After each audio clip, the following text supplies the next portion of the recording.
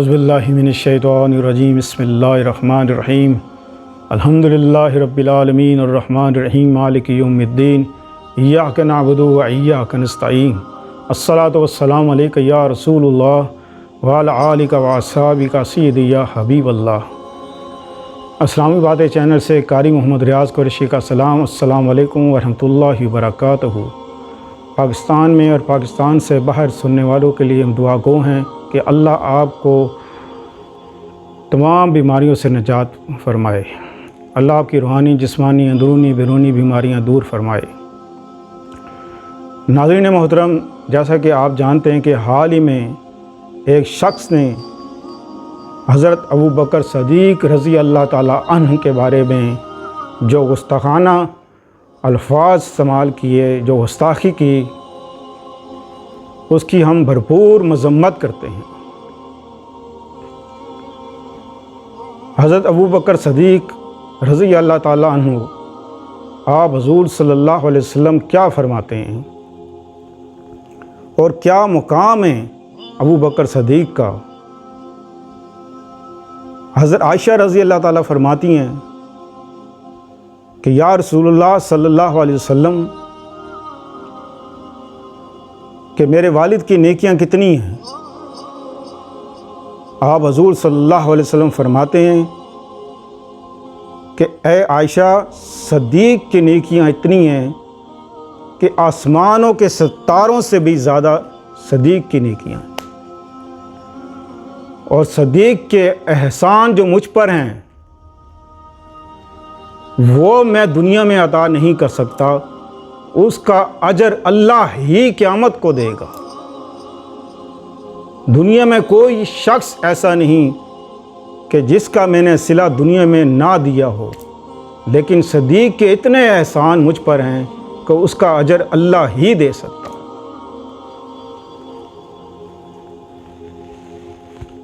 ایک عورت آپ حضور صلی اللہ علیہ وسلم کی خدمت میں حاضر ہوئی، عرض کی یا رسول اللہ صلی اللہ علیہ وسلم، آپ نے فرمایا کل آنا۔ اس عورت نے کہا یا رسول اللہ صلی اللہ علیہ وسلم، اگر آپ کل نہ ملے تو آپ حضور صلی اللہ علیہ وسلم فرماتے ہیں پھر صدیق سے ملنا۔ قربان جائیں، کیا مقام دیا آپ نے صدیق اکبر کو۔ آپ حضور صلی اللہ علیہ وسلم فرماتے ہیں کہ جو شخص اہل بیت کو، صحابہ کرام کو کے بارے میں جو شخص بھی گستاخی کرے، بے ادبی کرے،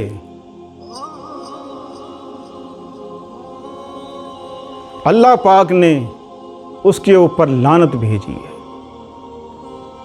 آپ حضور صلی اللہ علیہ وسلم فرماتے ہیں کہ اس شخص پر اللہ کی اور اللہ کے رسول کی، تمام مسلمان مرد عورتوں کی اس شخص پہ لعنت ہو، لعنت ہو، لعنت ہو۔ 3 بار آپ نے لعنت بھیجی۔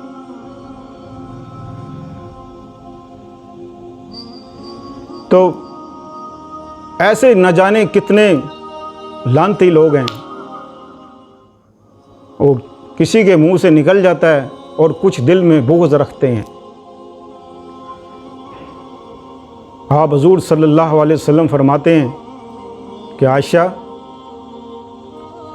ایک رکا لے آؤ، میں اس پہ لکھ دوں کہ میرے جانے کے بعد خلافت کس کو دی جائے گی۔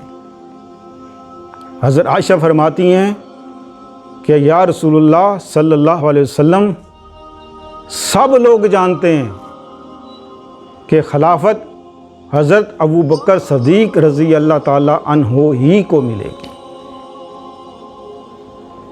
تو لہٰذا میں حیران ہوں اس بات پر، تمام علماء اس بات پر حیران ہیں کہ یہ لوگ اپنے آپ کو مسلمان کہتے ہیں